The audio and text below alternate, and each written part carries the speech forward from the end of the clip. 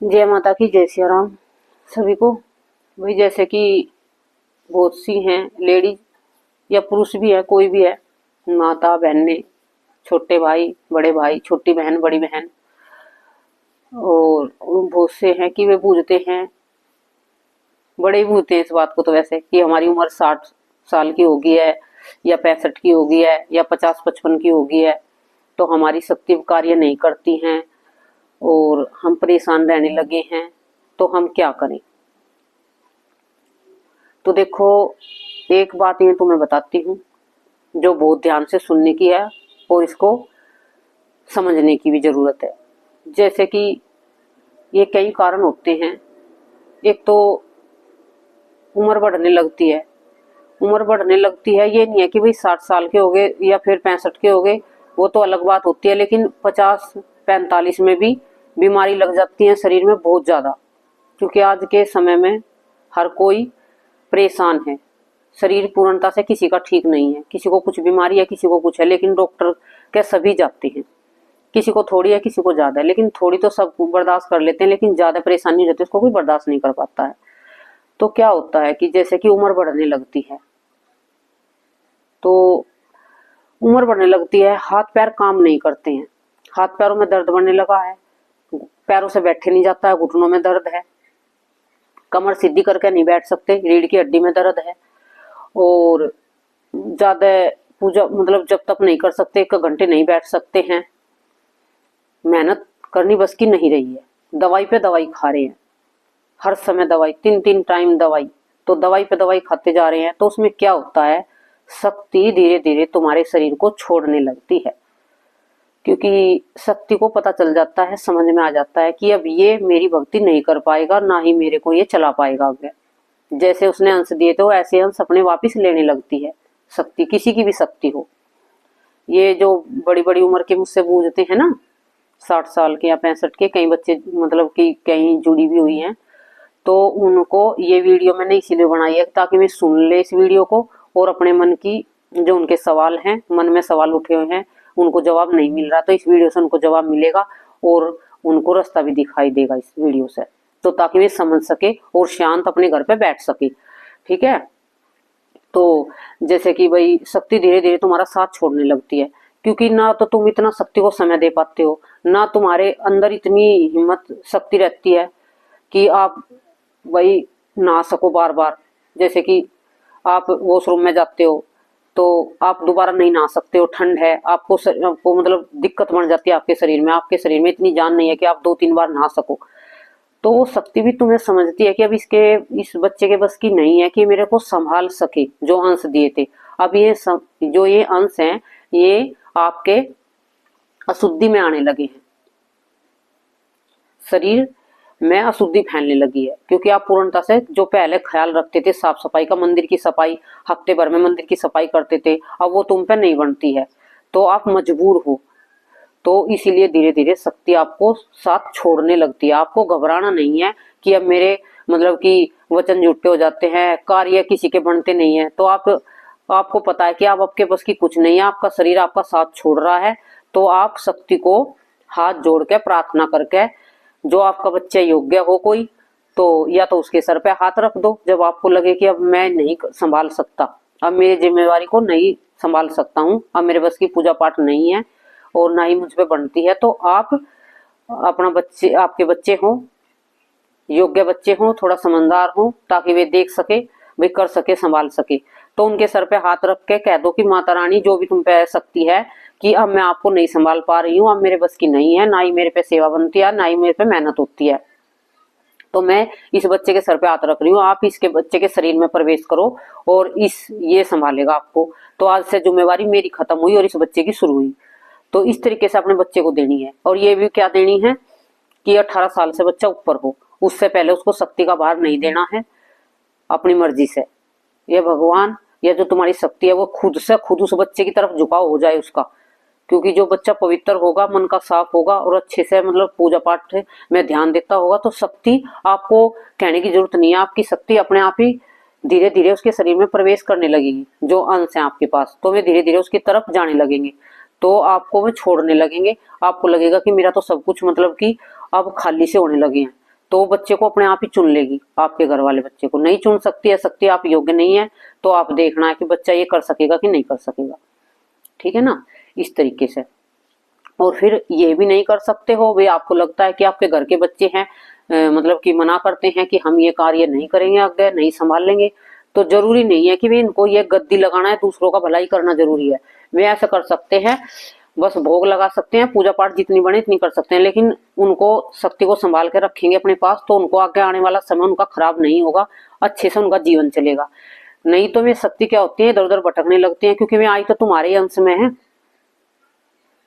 मतलब वंश में ही तो तुम्हारे आई है वो, तो उसको वो कहीं ना कहीं तो उसको जगह चाहिएगी, वो तुम इधर उधर भटकेगी, तुम्हारा शरीर शांत हो जाएगा तो इधर उधर भटकेगी, तो फिर परेशान करने लगेगी तुम्हारे घर के बच्चों को, क्योंकि वो भूखी प्यासी इधर उधर।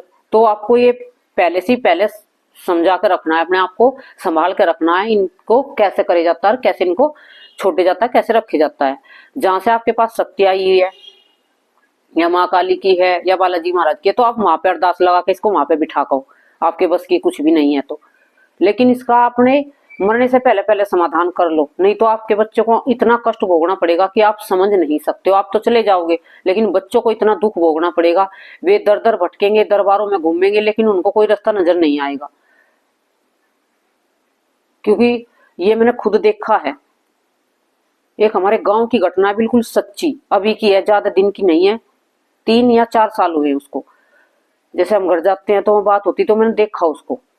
फिर मैंने, क्योंकि वो भगतनी थी और उस पे पित्तर की सवारी आती थी, लेकिन उनके वहां पे हमारे गांव में भी नहीं पता था, वो माँ की बता के कार्य करती थी, और उसके बच्चों को भी नहीं पता था कि क्या करना है क्या नहीं, क्योंकि उसके बच्चे को वो कभी भी कुछ समझाती नहीं थी, बताती नहीं थी, तो वो अपने आप ही करती रहती थी सब चीजें।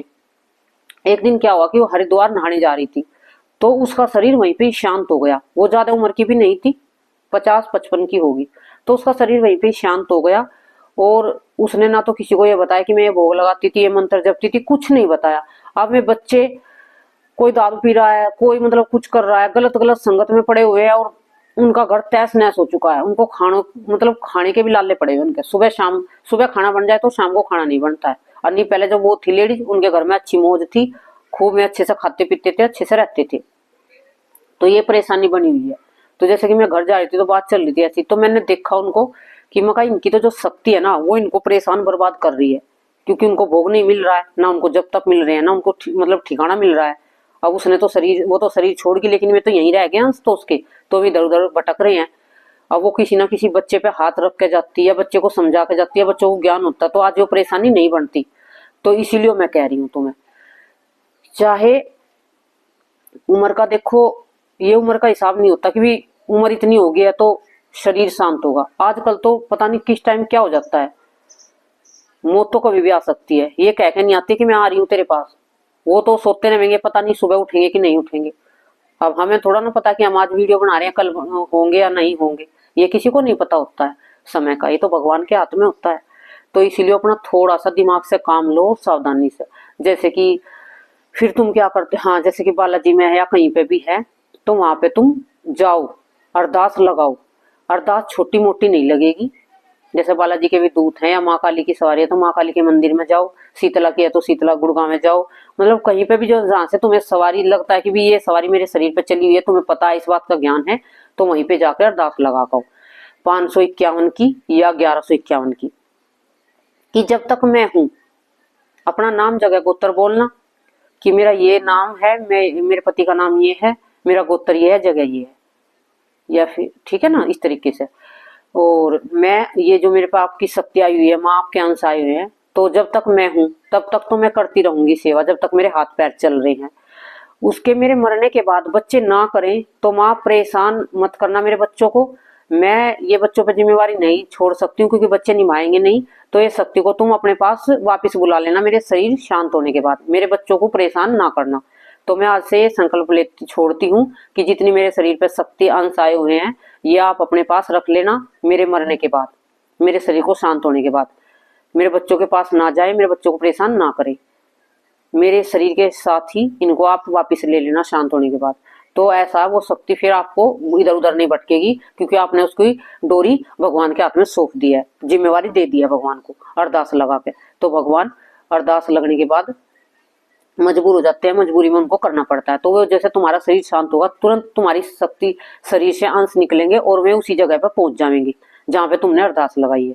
फिर वे तुम्हारे घर पे नहीं रहेंगे, ना ही बच्चों को, तुम्हारे बच्चे करे या ना करे फिर कोई परेशानी नहीं है। बच्चे कर सके तो अरदास नहीं लगानी है, बच्चों के सिर पे हाथ रख के अपनी शक्तियों को कह देना है कि मेरे मरने के बाद मेरे बच्चों पे आ जाना, इस तरीके से। और जैसे दवाई भी खाते हैं, चलो कम उम्र भी है भैया, तुम बढ़ती उम्र के साथ बताया मैंने, लेकिन कम भी उम्र है तो उसमें भी शक्ति साथ छोड़ रही है। लगता है कि शरीर पे शक्ति धीरे धीरे कम हो रही है, जैसे पहले ऊर्जा चलती थी अब नहीं है, क्योंकि शरीर बीमार है, बहुत ज्यादा बीमार है, दवाई पे दवाई खा रहे हो। तो अंदर जो दवाइयों का जहर जा रहा है तुम्हारे साथ, तो उसमें क्या होता है कि ज्यादा ही बीमार हो, दवाई लगती नहीं है शक्ति आने के बाद, तो कोई ना कोई नेगेटिविटी साथ चली हुई है, कोई जरूर चली है छुप के, जो दिखाई नहीं देती है, तुम्हारे सामने नहीं आती है, तुम्हारे घर पे ही है, तुम्हारे शरीर के अंदर रहती है और तुम्हें बीमार पे बीमार करती है, दवाई पे दवाई खिलाती रहती है। क्योंकि जो गंदी एनर्जी होती है वो सिर्फ दवाई खिलाने का काम करती है, ज्यादा से ज्यादा तुम्हारे शरीर के अंदर जहर को उतारने की कोशिश करेगी, ताकि तुम्हारे शरीर के अंग खराब होने लगे धीरे धीरे। क्योंकि दवाइयां है ना जो, वे धीरे धीरे एक बीमारी को ठीक करती हैं आजकल, दूसरी बीमारी नई पैदा कर देती हैं, इस तरीके से हो रहा है शरीर में। तो वो दवाई खाते खाते फिर क्या होता है, तुम्हारे शरीर में कमजोरी आने लगती है। बीमार होने के बाद दवाई खाते हो, दिन रात दवाई खाते हो, ना तो पूजा में ध्यान है, ना कहीं किसी चीज में मन लगता है, खाट में पड़े रहते हो, हर समय मन हाय हाय हाय हाय लगा रहता है, तो वो शक्ति उस शरीर में नहीं ठहरेगी, फिर उसे भी वो भी साथ छोड़ के चली जाती है तुम्हारा। इस तरीके से फिर तुम परेशान होने लगते हो। तो ये तुम जिसके शरीर में शक्ति आने के बाद ज्यादा ही परेशानी बनी हुई है, देखो शुरुआत है, थोड़ी सी शुरुआत है, उसमें थोड़ा कष्ट होगा, क्योंकि अंदर से सफाई होती है शरीर की, जो पहले की गंदगी रुकी हुई होती है शरीर में, तो उसको भगवान साफ करता है, कार्य करता है, मतलब कि साफ करने का। बीमारी होती है जो, बीमारी के बहाने से भी बाहर निकलती है, जो अंदर के अवगुण होते हैं, तो वो तो चलो जायज है थोड़ा बहुत। तो फिर जो बाद में भी मतलब कि हमेशा, चलो 1-2 साल 2-4 साल तो बीत गए हैं, फिर उसके बाद भी आप बीमार बीमार हो, दवाई लग नहीं रही है, परेशान हो, दवाई खा खा के मतलब कि शरीर, एक बीमारी ठीक है तो दूसरी बीमारी, दूसरी ठीक है तो तीसरी बीमारी, बीमारियों का घर बन चुका है अंदर शरीर में, तो समझ लेना नेगेटिविटी साथ है और शक्ति को पीछे करती जा रही है, कमजोर करती जा रही है, और अपने आप वो पावरफुल होती जा रही है। तुम्हारे शरीर को आगे रह के, तुम्हारे जो तुम भोग लगाते हो, तुम जब तब करते हो थोड़ा बहुत, उसको ग्रहण कर करके वो मजबूत हो रही है। तो समझ लेना कि तुम्हारे साथ नेगेटिविटी है, उसको जल्दी से जल्दी उसे ठीक करवाने की कोशिश करो, उसे हटवाने की कोशिश करो अपने शरीर से, ताकि तुम्हारा शरीर है जो वो हष्ट पुष्ट रहे और बचा रहे, और तुम आगे उस शक्ति के योग्य बन सको, अपने शरीर को योग्य बना सको, ताकि आगे मेहनत करके पूजा पाठ करके दूसरों का भले करने के योग्य बन सको। जल्दी से जल्दी गलती को आप अपनी को ठीक करना, कोशिश करना ठीक करने की। ज्यादा बीमार दिक्कत है आपको, बिल्कुल देखो कमर में दर्द बनता है, शक्ति जब आती है रीढ़ की हड्डी में जो नीचे है मूलाधार चक्कर, वहां पे बनता है, लेकिन वो कुछ दिन के लिए रहता है। जब आप मंत्र जाप करते हो धीरे धीरे ठीक होने लगता है और आपको एक अच्छा महसूस होने लगता है जाप करते समय, ठीक है ना, इस तरीके से होता है। तो ये था जैसे कि उम्र बढ़ते समय या बीमारी है शरीर में तो शक्ति कैसे साथ छोड़ती है। एक शक्ति वहां पे भी साथ छोड़ती है जब घर वाले साथ नहीं देते हैं और हर समय अपमान करते हैं शक्ति का, कि जा तेरे पे तो, तेरे में कुछ नहीं है, तू अपने आप को ठीक नहीं कर सकते। घर वाले बोलते हैं, बाहर वालों की बात नहीं, घर वाले बोलते हैं। और जैसे कि जिनकी शादी हो जाती है बच्चों की, उनकी बहुएं आ जाती हैं घर में, वे कहना नहीं मानती हैं सास का, शक्ति आने के बाद, शक्ति आ रही है सास पे फिर भी समझती नहीं है, कहती है कि ये तो चलो सास के रूप में देखती है उसको, हर समय उसको मतलब इज्जत नहीं करती है, और शक्ति है उसके शरीर पे, उसका कहना नहीं मानती है। तो देखो वो बहू तो बाद में आई है, शक्ति तुम्हारे शरीर पे पहले थी, तो उससे कोई फर्क नहीं पड़ेगा। ये बहू तुम्हारा मतलब कि देखो उसको भी एक दिन भुगतना तो पड़ेगा, कष्ट उसको होगा जरूर, बहू को जो तुम्हारे साथ गलत करेगी तो, लेकिन सास बहू में ये तो चलती है, शक्ति भी जानती है। तो उसका तुम्हें मतलब कि इतना सोचना है कि ये नहीं, बहुत सी है लेडीज दुख मानती हैं कई है जैसे कि मेरे से जुड़ी हुई है, मैं कहती है कि मेरी तो बहू मेरा कहना नहीं मानती, इज्जत नहीं करती है। तो नहीं, किसी से आस मत रखो, किसी पे मतलब कि भरोसा मत करो कि वे तुम्हारा इज्जत करेंगी तुम्हारी, या तुम्हारी बात मानेंगी नहीं मानेंगी। तो शक्ति तुम्हें देख के आई थी। बहू तो तब उस समय थी भी नहीं तुम्हारे पास, तो बहू क्या करे क्या ना करे उससे तुम्हारे कोई फर्क नहीं पड़ेगा। वो तुम्हारे शरीर के हिसाब से चलती है शक्ति, तो तुम्हारा शरीर कमजोर होने लगता है। ये जैसे कि अपने बच्चे हैं, अपना पति है, अपनी पत्नी है, उसकी बात है, वे अपमान करते हैं शक्ति का और कहना नहीं मानते हैं और तुम्हारे हिसाब से चलते नहीं हैं, नियम पालन नहीं करते हैं, परहेज नहीं करते हैं, तो वो घर कुछ दिन बाद बर्बाद हो जाएगा अपने आप ही।